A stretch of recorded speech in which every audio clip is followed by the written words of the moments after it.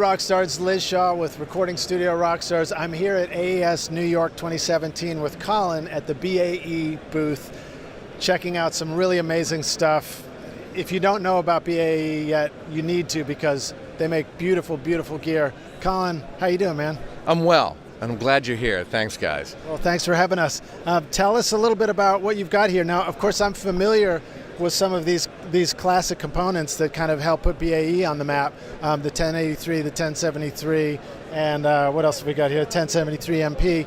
But I know you've got a whole line of new stuff that's coming out as well. Some new goodies as well. I just want to say this. I just did a presentation recently where I went up in front of a bunch of sales guys who weren't familiar with our product. And what I did was I brought an old Neve module, and I didn't tell them what was under the blanket. And I said, guys, a lot of people bring in all kinds of different gear and say it sounds like Neve, looks like Neve, smells like Neve. So what I did was I said, I'm just going to bring a vintage Neve. I have a vintage Neve module here. Let's just listen to it next to one of our modules. I pulled the sheet off, and there were two gleaming modules, and they could see the interior of both.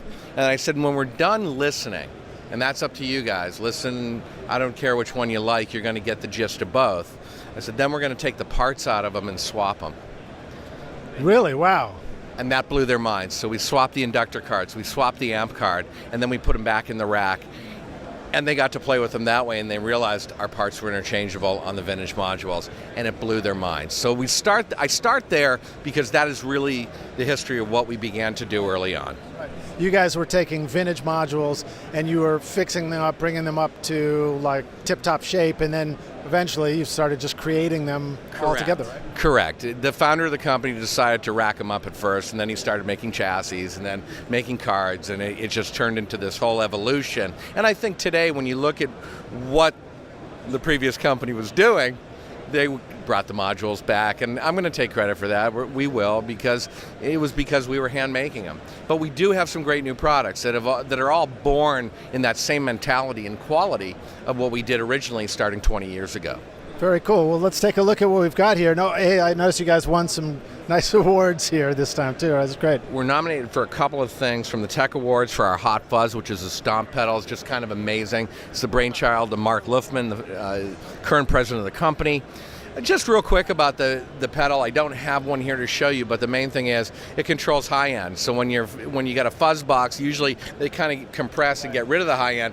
We have a separate high end circuit. You can ramp up the gain on that, bring the fuzz into the high end. Gives you a very English sound. I love that box. I mean, great stomp box. But let's talk about the PDIS, the PDIS. Nice, the PDIS, please.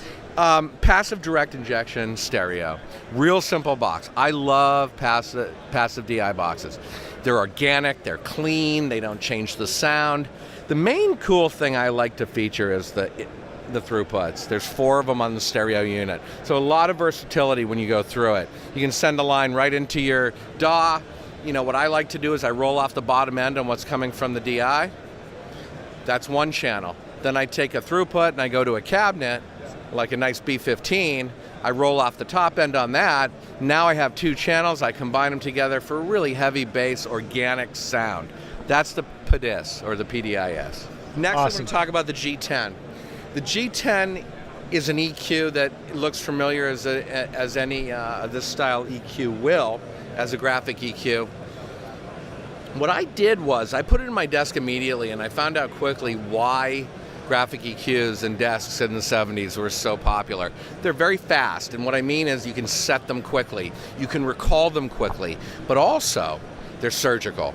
So like, we had some fun with it. We used a ukulele and accordion. I had some crazy instruments, and I just did some fast EQ moves, see what I could do, and I was pretty amazed at how surgical they were. I actually made a video about it. It's on our YouTube channel, which brings me to the 500C compressor. I did a video on that as well. Now, this is a crafty little unit for a bunch of reasons.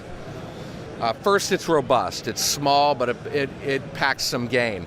Real easy to use. There's no numbers on the dial. It's just fast, slow on the tack and the release.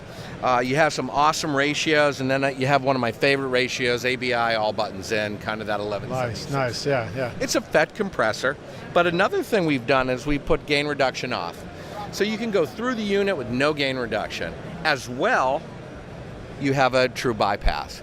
These are important. So gain reduction off is the equivalent of going through say an old 1176, but not really compressing, but just kind of crunching it a little bit and getting a tone, or no? No gain reduction. So it's going through the transformers, going through the circuit, so you can actually use it as a gain stage, if you like. You want the sound of the unit, you want the transformers used as a gain stage, you can get your gain back if you have a signal you want to increase. So gain reduction off is something I think a lot of compressors should have that don't. And that really, I mean, it takes you, it's a quick overview. It's really something to go to your dealer and play with. And I've tried it on the 2-bus. It was amazing on the 2-bus. I usually don't think of 500 compressors on the 2-bus, but of course, I put it through its paces. Terribly robust and musical. I like this kind of stuff. I've interviewed Richard Dodd before on my podcast, and he talked about mixing Wildflowers for Tom Petty, and for the 2-bus is a pair of 1176s, 2 FET compressors. So I think that makes perfect sense to try it out like that. Well, and I love these stories because you just hear, there's all these do's and don'ts to some people, but there's really aren't. You can do whatever you like. So when it definitely had that vibe to it. Very cool. Well, that's awesome, man. Thanks so much. Anything else we want to show off next on the line, or just kind of get a brief overview of everything? Well, best is folks should go to our website, BAEaudio.com, and check out what we have. Look at our social media, look at the different videos we've done, and look at who we've done them with. Yeah. There's an impressive list of endorsees who would all love to, you'd love to see what they have to say. Thanks so much. Awesome. Thanks very much, Colin. Pleasure talking to you. Great presentation, too.